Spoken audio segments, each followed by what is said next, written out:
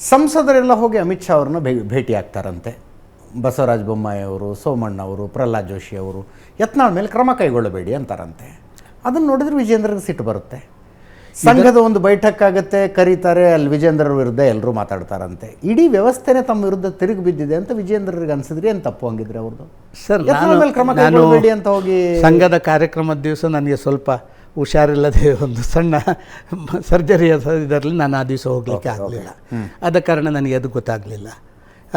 ಎರಡನೇದಾಗಿ ದೆಹಲಿಯಲ್ಲಿ ಎಂಪಿಗಳು, ನಾನೇ ಬೊಮ್ಮಾಯಿ ಅವರಿಗೆ ಹೇಳಿದ್ದೀನಿ, ನಾನೇ ಬಾಕಿಯವರಿಗೆ ಹೇಳಿದ್ದೀನಿ, ನೋಡಿಯಪ್ಪ ನೀವೆಲ್ಲ ಜವಾಬ್ದಾರಿ ಇದ್ದವರು, ಡೆಲ್ಲಿಯಲ್ಲೇ ಇರುವಂಥವ್ರು, ಪಾರ್ಲಿಮೆಂಟ್ ನಡೀತಾ ಇದೆ, ನಮ್ಮೆಲ್ಲ ನಾಯಕರಿದ್ದಾರೆ, you can't be a silent spectator in party. ಹೌದು ಹೌದು, ನೀವು ಇದನ್ನೆಲ್ಲ ನೋಡಿಕೊಂಡು ಈ ಸ್ಥಾನದಲ್ಲಿ ಕೂತವರು ನೀವೊಂದು ಎಲ್ಲರೂ ಒಟ್ಟಿಗೆ ಸೇರಿ ಏನು ಅಂತ ಹೇಳುವಂಥ ವಿಚಾರವನ್ನು ಹೋಗಿ ಹೇಳಿ ಅಂತ. ಏನು ಹೇಳಿದ್ದಾರೆ ಮತ್ತೊಂದನ್ನು ನನಗೆ ಗೊತ್ತಿಲ್ಲ.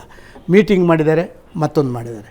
ನನಗೆ ಅನ್ನಿಸಿರುವಂಥದ್ದು ಇವತ್ತೇನು ಅಂತ ಹೇಳಿದರೆ, ಇವತ್ತಿನ ವಾತಾವರಣದಲ್ಲಿ ನಡೆಯುತ್ತಾ ಬಾಹ್ಯವಾಗಿ ಆಗ್ತಾ ಇರುವಂಥ ಚರ್ಚೆಗಳು, ಇದನ್ನೆಲ್ಲ ನೋಡಿದರೆ ಏನು ಬಣ ಬಡಿದಾಟ ಅಂತ ಹೇಳುವಂಥ ಆ ಶಬ್ದಕ್ಕೆ ನಿಜವಾಗಿ ಅರ್ಥ ಕೊಡುವಂಥ ಕೆಲಸ BJPಯಿಂದ ಆಗ್ತಾ ಇದೆ ಅಂತ ಹೇಳುವಂಥದ್ದು. ಡೆಫಿನೆಟ್ಲಿ.